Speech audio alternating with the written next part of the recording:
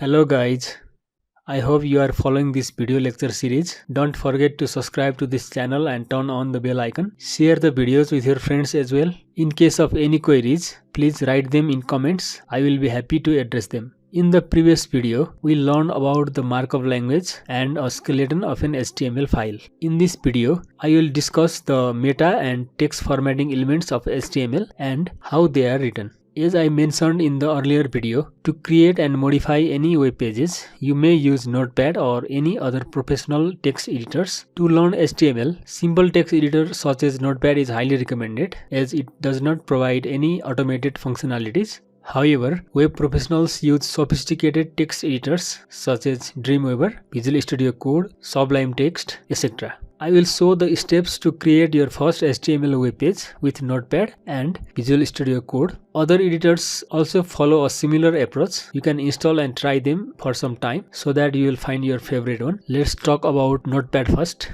Notepad comes with the Windows operating system. To open Notepad, click on the Start Window symbol at the bottom left on your screen and type Notepad, or simply press Windows key and R. It will show a small dialog box. Type Notepad in the text box and press OK. It will show a blank file. Then save the file on your computer. To do so, go to the File menu, then click on the Save or press Ctrl and S. Choose the location where you want your file to be saved. Name your file as first.html or any name of your choice. You can use either .htm or .html as the file extension. Select all files in Save As type.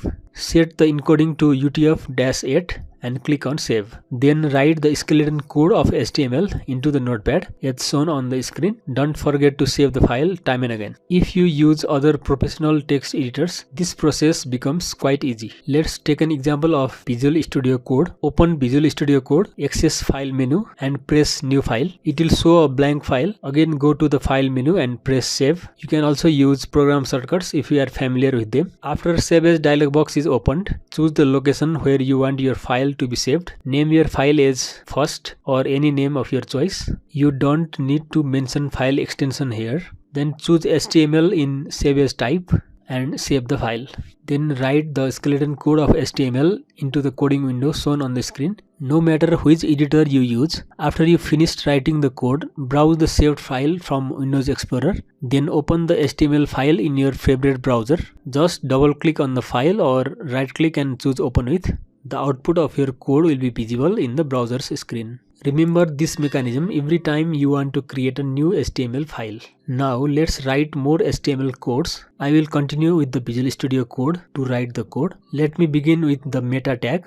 The meta tag defines metadata about HTML document. Metadata is additional important information about a document. Meta tags always go inside the head section and are typically used to specify a character set, page description, keywords, author of the document, viewport settings, etc. Meta tags do not impact the physical appearance of the web page and it will not be displayed on the web page but is used by browsers, search engines and various web services. You can include one or more meta tags in your document based on your requirements. Meta is a singular or empty element. I will demonstrate 4 different attributes of the meta element: char set, name, http-eq and content. Char set specifies the character encoding for the HTML document.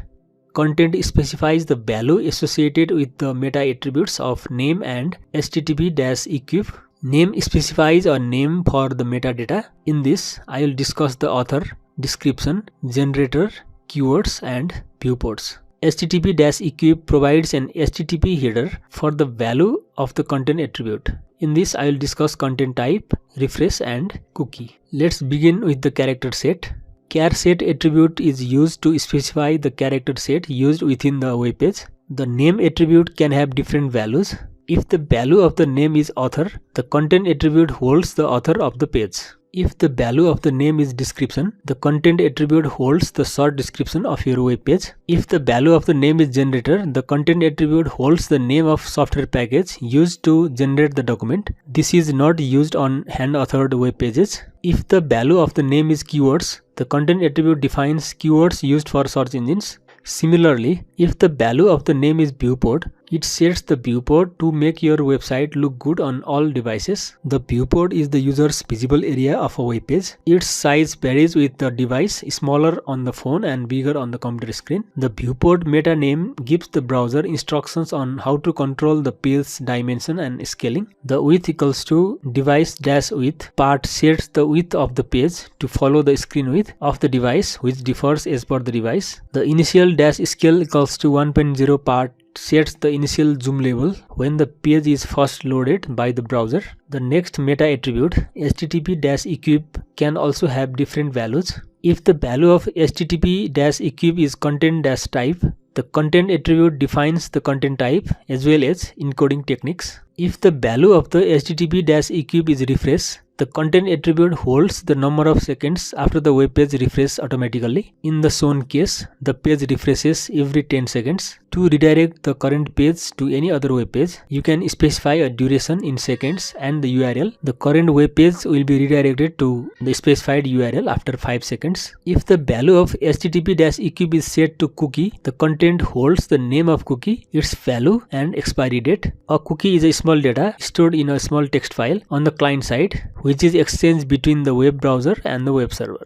After meta tag, let's discuss about some text formatting tags. You may have used word processor to make text bold, italic or underline. With HTML, we use simple tags to do so. B tag is used to make the text bold, I for italic and U for underline. All three tags are pair tags. The pair tag strong defines text with strong importance. The content inside the strong tag is typically displayed in bold. The pair tag em defines emphasized text. The content inside that tag is displayed in italic.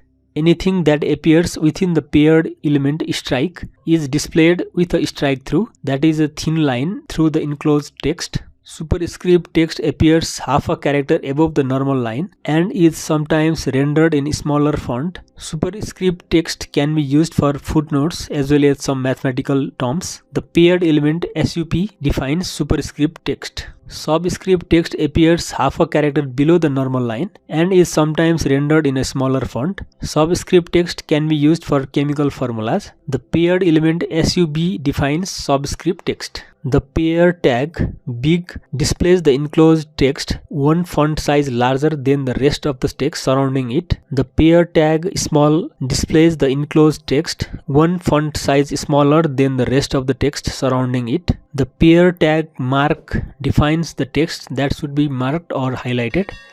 In the output, the enclosed text will be shown highlighted with yellow color.